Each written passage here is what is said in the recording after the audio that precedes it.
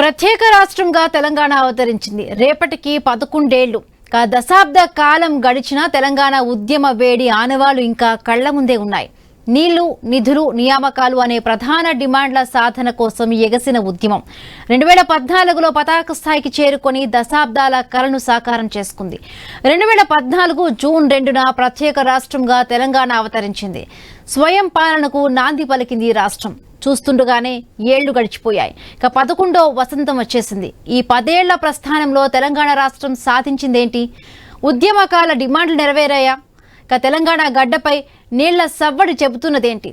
నిధుల్లో మిగులు రాష్ట్రంగా ప్రయాణం ప్రారంభించిన తెలంగాణ ఇప్పుడెలా ఉంది? నియామకాలపై తెలంగాణ యువత సంతృప్తి చెందారా లేదా అనే విషయాలపై ఇవాళ డ్రైవ్లో డిస్కస్ చేద్దాం. మనతో పాటు జాయిన్ అయ్యారు సీనియర్ జర్నలిస్ట్ పస్తునూరి రవీందర్ గారు, అలాగే ఆయనతో పాటు ఖాజా గారు కూడా జాయిన్ అయ్యారు, సీనియర్ జర్నలిస్ట్.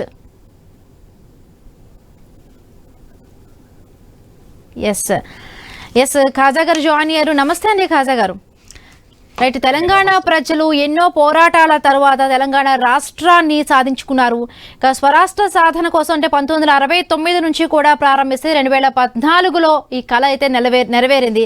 అంటే 4 దశాబ్దాలుగా కూడా ఈ పోరాట ఫలితం ఇప్పుడు ఏర్పడింది ఈ తెలంగాణ రాష్ట్రం. సో అప్పుడైతే మనం చూసాము అంటే నిధులు, నియామకాలు అనే సాధన డిమాండ్లపై కూడా ఇది తెలంగాణ రాష్ట్రం ఏర్పడింది. సో అప్పటికి ఇప్పటికీ అసలు ఏవైతే సాధన కోసం అయితే డిమాండ్ల కోసం అయితే తెలంగాణ రాష్ట్రం ఏర్పడిందో, సో ఇప్పుడు ఏమనిపిస్తుంది? 11వ వసంతంలోకి మనం వచ్చేసాం. నమస్కారం అండి. ముందుగా అందరికి జై తెలంగాణ ఉద్యమ వందనాలు. థ్యాంక్ యూ సో మచ్ అండి మీరు లైవ్ లో తీసుకోవడం. ఈరోజు అంటే తెలంగాణ ఆవిర్భావోత్సవం సందర్భంగా లైవ్ లో తీసుకోవడం చాలా సంతోషం. అయితే తెలంగాణ ఉద్యమాన్ని ప్రత్యక్షంగా చూసిన వ్యక్తిగా చాలా ఆనందంగా ఉంది ఈరోజు మనం మాట్లాడుకోవడం. తెలంగాణ కోసం ప్రజలందరూ సమూహంగా పోరాటం చేసిన ఒక గొప్ప ఉద్యమం తెలంగాణ ఉద్యమం. అందులో పాల్గొనడం, ఆ టైంలో మనం ప్రత్యక్షంగా ఉండడం, కల్లారా చూడడం అనేది చాలా అదృష్టంగా భావిస్తామండి. అయితే తెలంగాణ ఉద్యమ సమయంలో అంటే రాజకీయంగా అనే కాకుండా ప్రజలు సమూహంగా ప్రత్యక్షంగా పాల్గొని ఎక్కడికక్కడ ఉద్యమాలు జరగడం వల్ల ఎవరి పోరాటాలు వారు ప్రత్యక్షంగా చేయడం ద్వారా రాష్ట్రం సాధించని అనేది నమ్మవచ్చు. అందులో దాంతో పాటు అమరులు, ముఖ్యంగా అమరుల త్యాగాలను మనం స్మరించుకోవాలి. వాళ్ళ త్యాగాల వల్లనే మనకు తెలంగాణ వచ్చిందనేది మాత్రం సత్యం. దానికి తోడు రాజకీయ అవసరాలు, రాజకీయంగా కూడా పోరాటాలు జరిగాయి, సామాజికంగా పోరాటాలు జరిగాయి.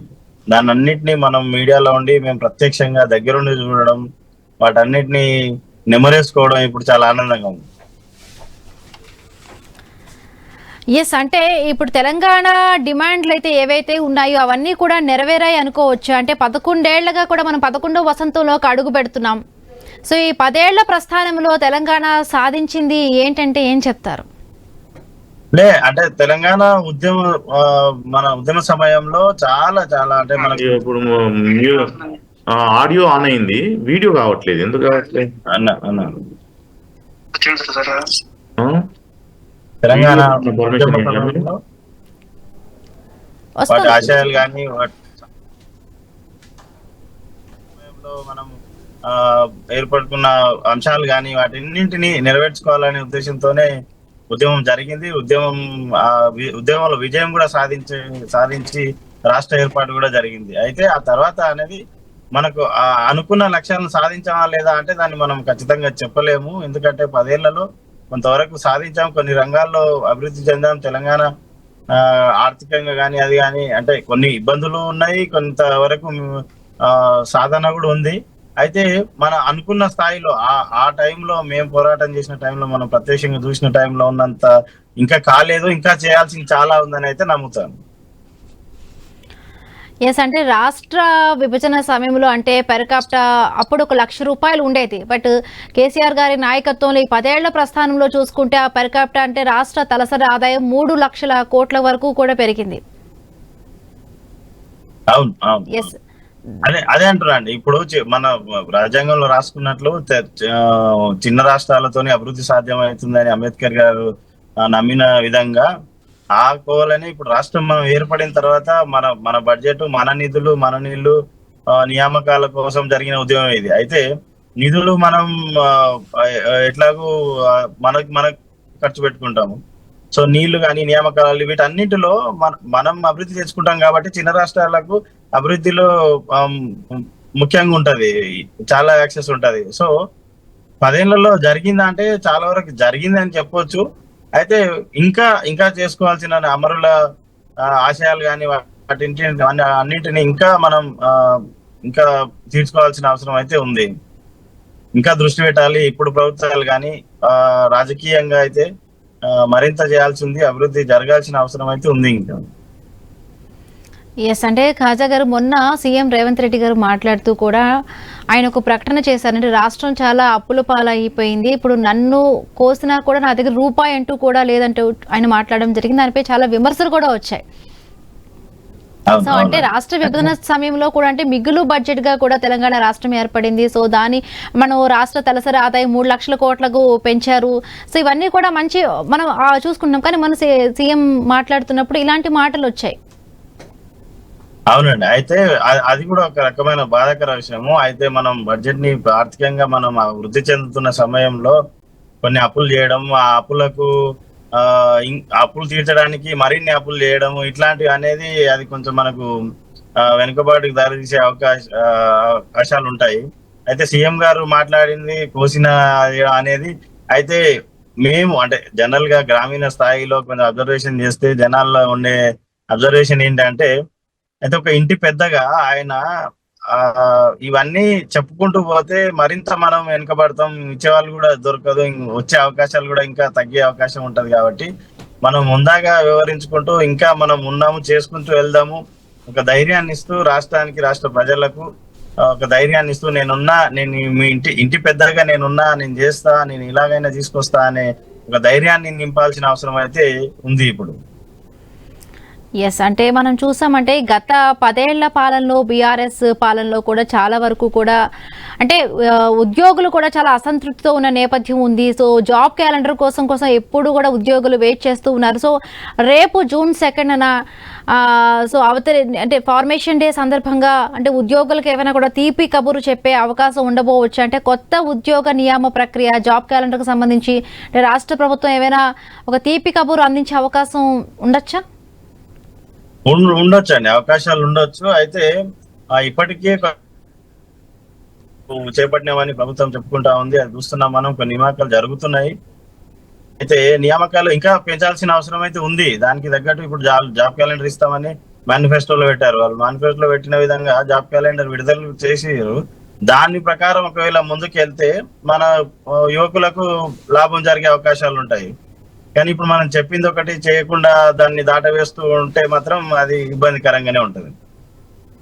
ఎస్, మనతో పాటు పసునూరి రవీందర్ గారు కూడా జాయిన్ అయ్యారు. నమస్తే అండి రవీందర్ గారు. రైట్, రేపు తెలంగాణ రాష్ట్ర ఆవిర్భావ దినోత్సవం. సో ప్రత్యేకంగా కూడా తెలంగాణ ఏర్పడి అంటే 11వ వసంతంలోకి రేపు అడుగు పెట్టబోతున్నాం.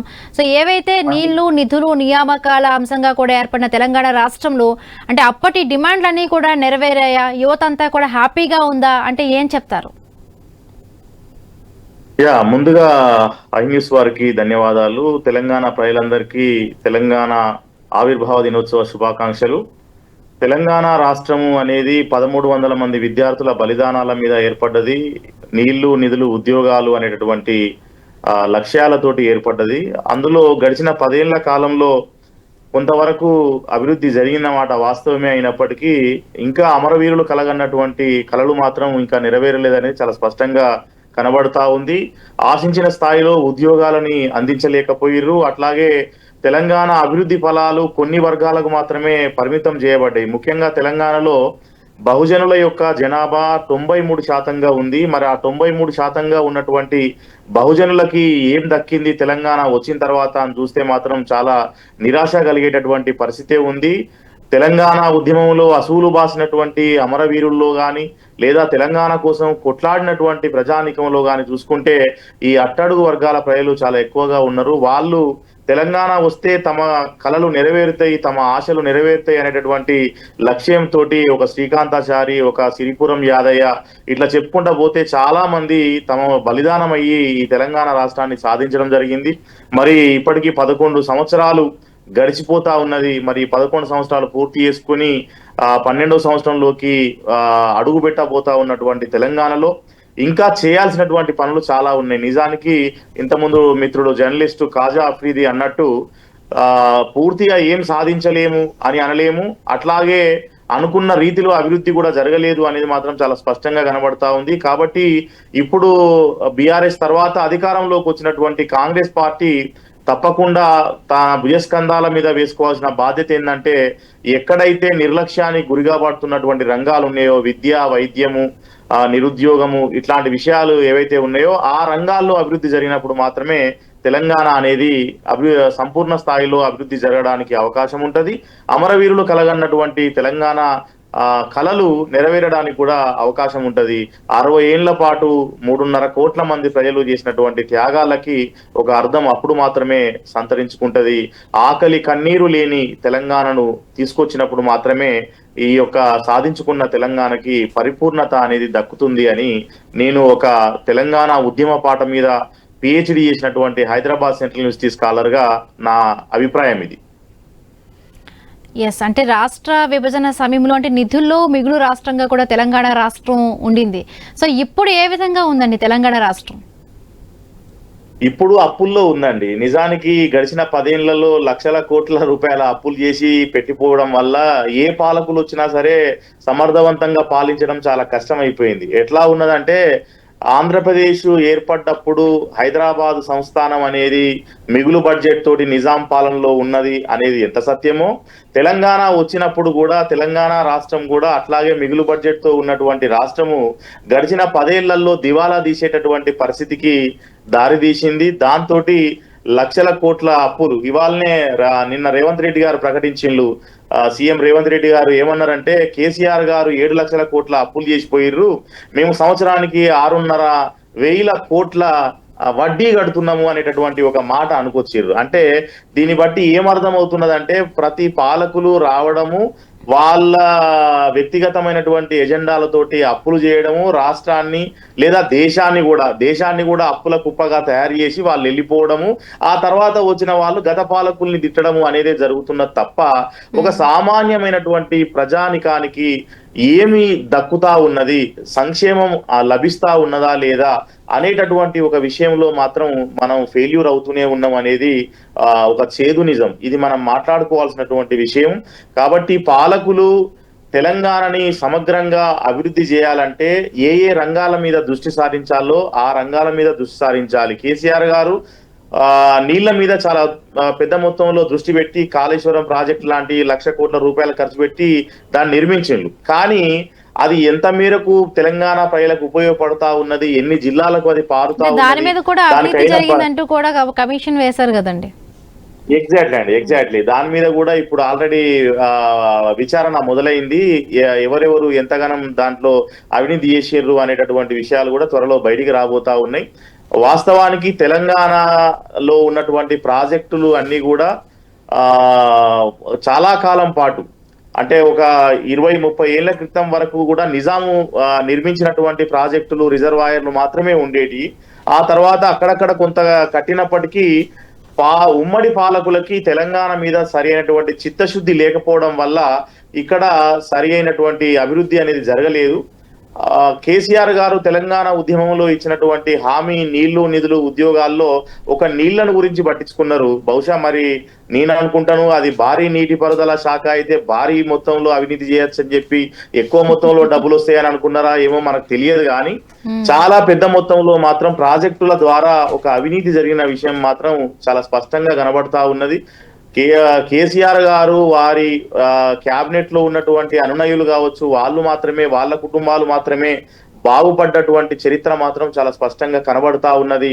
1,300 మంది కుటుంబాలు బలిదానాలు చేసుకుంటే ఒక్క కుటుంబం మాత్రమే బాగుపడ్డది, అది కేసీఆర్ కుటుంబం అనేది మాత్రం చాలా స్పష్టంగా మనకు కనబడతా ఉన్నది. కాబట్టి ఇప్పటికైనా కాంగ్రెస్ ప్రభుత్వం చేయాల్సిన ఒక పని ఏంటంటే అభివృద్ధి వికేంద్రీకరణ జరగాలి. అంటే సంక్షేమ ఫలాలు అభివృద్ధి అనేది ప్రతి గడపకు దక్కాల్సినటువంటి అవసరం ఉంది. ఇవాళ తెలంగాణలో ఇండ్లు లేనటువంటి ప్రజలు ఉన్నారు, తెలంగాణలో ఉద్యోగాలు లేనటువంటి ప్రజలు ఉన్నారు, తెలంగాణలో కనీసం విద్యా వైద్యం అందనటువంటి జిల్లాలు ఉన్నాయి. కాబట్టి ఇట్లాంటి వాటన్నిటిని కూడా దృష్టిలో పెట్టుకొని కేసీఆర్ ఎక్కడైతే తప్పులు చేసిండో అక్కడ సవరించేటటువంటి ప్రయత్నము ఒక విశాల దృక్పథంతో జరగాలి. రేవంత్ రెడ్డి గారు ఆ రకమైనటువంటి పని కొంతవరకు ప్రారంభించింది. అంటే 1 సంవత్సర కాలం మాత్రమే గడిచింది కాబట్టి అప్పుడే రేవంత్ రెడ్డి గారు చేసినటువంటి అభివృద్ధిలో ఉన్న లోపాలను గురించి మనం అనలేము. కానీ గత పాలకులు చేసినటువంటి అప్పుల వల్ల మాత్రం ఇవాళ రాష్ట్రం దివాలా తీసిపోయి కుదేలైపోయినటువంటి పరిస్థితి ఉంది. ఇందులోకి వెళ్ళి బయటపడాలంటే మాత్రం చాలా సమయం పట్టేటట్టుగానే కనబడతా ఉన్నది. కాబట్టి ఏ పాలకులు వచ్చినా సరే, ఇంతకుముందు మీరే అన్నారు రేవంత్ రెడ్డి గారు తనని కోసినా సరే 1 రూపాయి రాదు అనేటటువంటి మాట. రవీందర్ గారు అంటే మనం చూసామంటే ఆయన వ్యాఖ్యలు మాట్లాడడం జరిగింది. అలాగే అంటే ఇప్పుడు ఎవరు కూడా రైతులు కూడా ఎవరు కూడా హ్యాపీగా ఉన్న పరిస్థితి లేదు. 6 గ్యారంటీల అమలుకు సంబంధించి కూడా ఎక్కడ ఏ పథకం కూడా అమలు కాలేదంటే బీఆర్ఎస్ నాయకులు కూడా చెప్తున్న పరిస్థితి. అవునండి, అసలు అమలు కాకపోవడానికి కారకులే బీఆర్ఎస్ వాళ్ళు. ఎందుకంటే వాళ్ళు సక్రమంగా పాలించి ఉంటే ఇవాళ మళ్ళా సంక్షేమ పథకాలు పెట్టాల్సినటువంటి అవసరం ఉండకపోయేది, లేదా వాళ్ళకి సరైన ఉద్యోగాలు ఇచ్చి ఉంటే ఇవాళ నిరుద్యోగ సమస్య ఇంత తీవ్రంగా ఉండేది కాదు. కాబట్టి రేవంత్ రెడ్డి గారికి ఈ రాష్ట్రాన్ని పరిపాలించడం అనేది భారంగా ఎందుకు తయారైంది అని చెప్పేసి అంటే వాళ్ళు బీఆర్ఎస్ పాలనలో జరగాల్సినటువంటి అభివృద్ధి జరగకపోవడం వల్లనే ఇవాళ ఈ రకమైనటువంటి పరిస్థితి వచ్చింది. నేను అనుకుంటున్నాను రేపు రాబోయే పాలకులు కూడా తెలంగాణని సమర్థవంతంగా పాలించడం చాలా కష్టమైనటువంటి విషయమే అని అనిపిస్తున్నది. ఎందుకంటే ఏ పాలకులు వచ్చినా సరే అప్పులు చేయక తప్పడం లేదు. అటు దేశంలో గాని ఇటు రాష్ట్రంలో గాని ఎక్కడ చూసినా సరే పాలకులు అప్పుల మీద ఆధారపడి పరిపాలనని కొనసాగిస్తున్నారు తప్ప వాళ్ళు అధికారం కోసం చూసుకుంటున్నారు తప్ప ప్రజల యొక్క సంక్షేమాన్ని గాలి కుదిరేసిళ్ళు అంతే తప్ప ప్రజల యొక్క సంక్షేమాన్ని పట్టించుకోవట్లేదు అనేది మనకు చాలా స్పష్టంగా కనబడతా ఉన్నది. కాబట్టి మీరన్నది 100కి 100 పాళ్ళు నిజం. ఇవాళ రేవంత్ రెడ్డి గవర్నమెంట్ మీద పడుతున్నటువంటి బర్డెన్లన్నీ ఒక బెస్ట్ ఎగ్జాంపుల్ అండి. ఆర్టీసీని కనుక మనం తీసుకుంటే ఆర్టీసీని కేసీఆర్ ఉన్న కాలంలో ప్రభుత్వ పరం చేయాలి, దాన్ని గవర్నమెంట్ లోకి తీసుకోవాలి అని పెద్ద ఎత్తున ఆర్టీసీ కార్మికులు సమ్మె చేశారు. అప్పుడు కేసీఆర్ గారు ఏమన్నారు, అది అసలు సవాలే లేదు, దాన్ని పర్మనెంట్ చేయడానికి దాన్ని ప్రభుత్వాధీనం చేయడానికి వీలు కాదు, వాళ్ళకి జీతాలు ఇవ్వడం సాధ్యం కాదు అని చెప్పేసి చేతులు ఎత్తేసారు. దాంతో ఆర్టీసీ కార్మికులు చాలా పెద్ద మొత్తంలో దిగులు చెందింది. సరే, ఇప్పుడు కాంగ్రెస్ ప్రభుత్వం వచ్చిన తర్వాత మరి ఆర్టీసీ రంగాన్ని లాభాల బాటలో పయనింపజేసే చర్యలు తీసుకోవాలి అంటే వీళ్ళు మహాలక్ష్మి పథకం కింద ఫ్రీ బస్సులని ఇచ్చిండ్రు మహిళలకి. దాని వల్ల ఏం జరుగుతా ఉన్నది, ఆర్టీసీ లాభపడతా ఉన్నదా లేకుంటే లోపల రోజు తీరని నష్టాలకు దారితీస్తా ఉన్నదా అనేటటువంటి విషయాన్ని కూడా ఒకసారి ఆలోచించుకోవాల్సినటువంటి అవసరం ఉంటది. అంటే సబ్సిడీ ఇవ్వచ్చు కానీ పూర్తి స్థాయిలో సబ్సిడీ ఇచ్చినప్పుడు సంస్థలు దివాలా తీయడం అనేది మనకు అనేక కంపెనీల్లో జరిగింది, అనేక ఫ్యాక్టరీల్లో జరిగింది, అనేక రంగాల్లో జరిగింది. కాబట్టి ఇప్పుడు 6 పథకాలు ఏవైతే ఉన్నాయో కాంగ్రెస్ ప్రభుత్వం పెట్టిన పథకాలు వాటిని అమలు చేయడానికి అంటే ఎన్నికల్లో ఇచ్చినటువంటి హామీని అమలు చేయడానికి కూడా లక్షల కోట్ల రూపాయలు అవసరమైతాయి. మరి ఆ లక్షల కోట్ల రూపాయలు వీళ్ళు కూడా అప్పులు చేస్తే అది రాష్ట్రం మరింత దివాలా తీసేటటువంటి పరిస్థితి ఉంటది. ఈ బీఆర్ఎస్ చేసిన అప్పులు, కాంగ్రెస్ చేసిన అప్పులు రేపు పొద్దున రాబోయేటటువంటి ప్రభుత్వం ఎవరైనా కావచ్చు కానీ అది ఇంకింత అప్పుల పాలయ్యేటటువంటి పరిస్థితే ఉంటది కానీ మరొక రకంగా ఉండేటటువంటి అవకాశం కనిపిస్తలేదు. కాబట్టి ప్రభుత్వాలు ఆలోచించాల్సిన విషయం ఏంటంటే ప్రజలని తక్కువ ఖర్చుతోటి మంచి పరిపాలనని, అవినీతి రహిత పరిపాలనని, ప్రజలకి అవసరమైనటువంటిది తిండి నీడ గుడ్డ ఏదైతే ఉందో వాళ్ళకి అవి ఇచ్చినప్పుడు మాత్రం ఆ ప్రజలు ఆ రాష్ట్రము సస్యశ్యామలంగా ఉండేటటువంటి అవకాశం ఉంటది. కాబట్టి ఆ దిశగా చర్యలు తీసుకోవాలి తప్ప గొప్పలకు పోయి అప్పులు చేసి మేము పెద్ద పెద్ద ప్రాజెక్టులు కట్టినాం, మేము పెద్ద అవి చేసినాము అని చెప్పేసి చెప్పుకోవడానికి మాత్రమే పనికొస్తాయి తప్ప తర్వాత అట్లా కాళేశ్వరం ప్రాజెక్టు కూలినట్టు అవి కూడా కూలేటటువంటి అవకాశం ఉంటది. కాబట్టి దయచేసి కాంగ్రెస్ ప్రభుత్వం కూడా ఆ గుణపాఠాలని నేర్చుకోవాలి. ఆ అనుభవాల్ని దృష్టిలో పెట్టుకొని అప్పుడు పరిపాలనను ముందుకు తీసుకుపోయినట్టయితే తప్పకుండా ఈ యొక్క సాధించుకున్న తెలంగాణకి ఒక సార్థకత అనేది ఉంటది అని నేను అభిప్రాయపడుతున్నానండి. ఎస్, అంటే రాష్ట్ర విభజన సమయంలో మనం చూసామంటే పెర్ క్యాపిటా వచ్చేసి రాష్ట్ర తలసరి ఆదాయం అంటే ₹1,00,000 ఉంటే బీఆర్ఎస్ గవర్నమెంట్ లో దాన్ని 3 లక్షల వరకు పెరిగిందంటూ కూడా బీఆర్ఎస్ నాయకులు చెప్తున్న పరిస్థితి. సో అంటే ఏం చెప్తారు, మరి రాష్ట్ర తలసరి ఆదాయం కూడా 1,00,000 నుంచి 3 లక్షలకు పెరిగింది.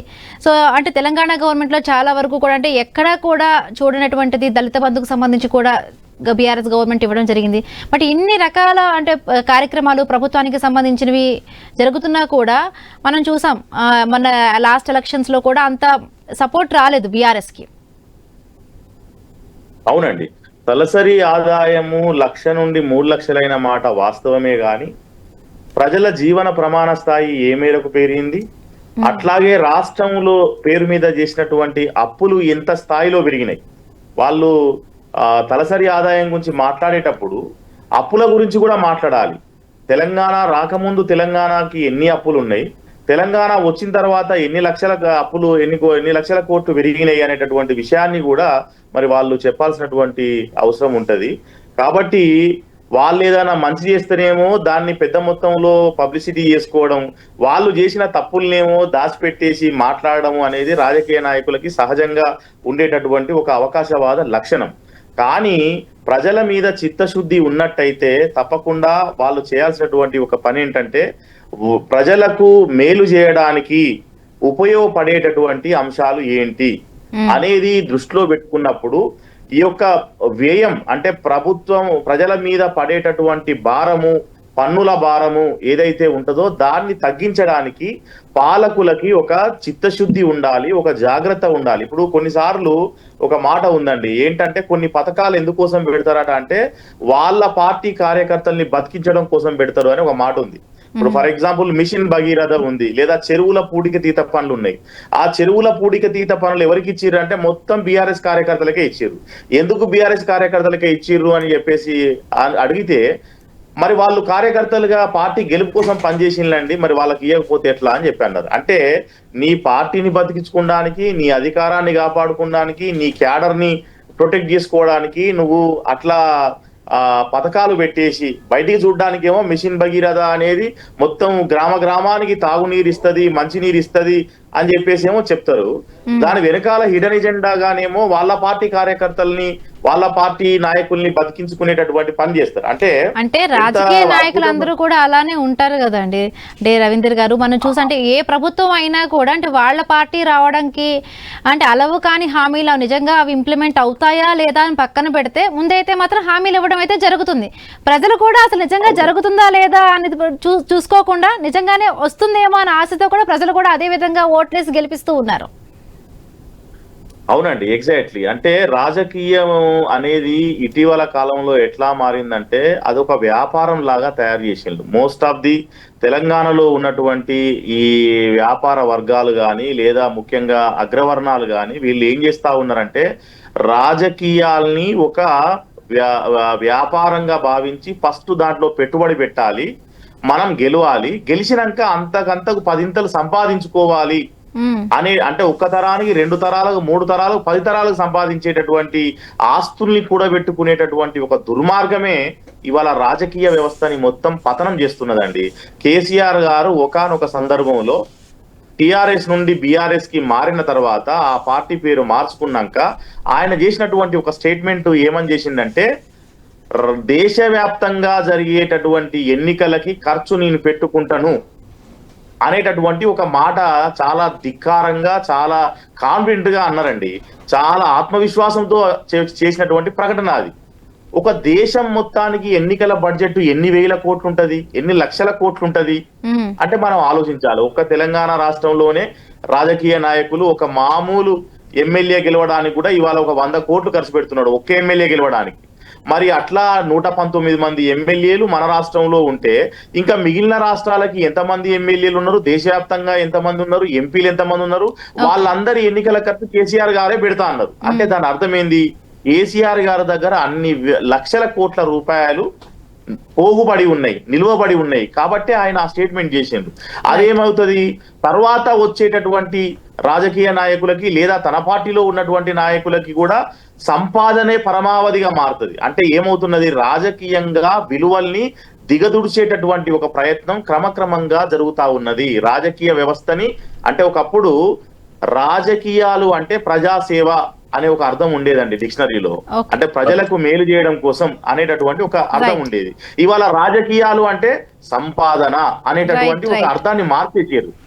ప్రతి నాయకుడు, కార్యకర్త, గల్లీ లీడర్, చిన్న లీడర్, పెద్ద లీడర్ ఎవరైనా సరే సంపాదనే పరమావధిగా పెట్టుకుంటే ఇంకా రాజకీయాలు ప్రజలకు మేలెట్లా చేస్తాయండి. కాబట్టి అట్లా తెలంగాణకు కూడా చాలా పెద్ద మొత్తంలో నష్టం జరిగింది. ఈ 11 ఏళ్ల కాలంలో తెలంగాణ కోలుకోలేనటువంటి దెబ్బతిన్నది. అనుకున్నటువంటి స్థాయిలో అభివృద్ధి అనేది జరగలేదు. ఇంతకుముందు ఖాజా ఆఫ్రిది గారు చెప్పినట్టు అనుకున్న స్థాయిలో అభివృద్ధి జరగలేదు, కొంతవరకు జరిగింది. ముఖ్యంగా విద్యా వైద్య రంగాలు అయితే చాలా వరకు దెబ్బతిన్నాయి. కాబట్టి సో మచ్ అండి. రైట్ రవీందర్ గారు, ఖాజా గారు డిబేట్ లో పాల్గొన్నందుకు. సో చూసారు కదా, ఇది వాళ్ళ special drive. Keep watching I news.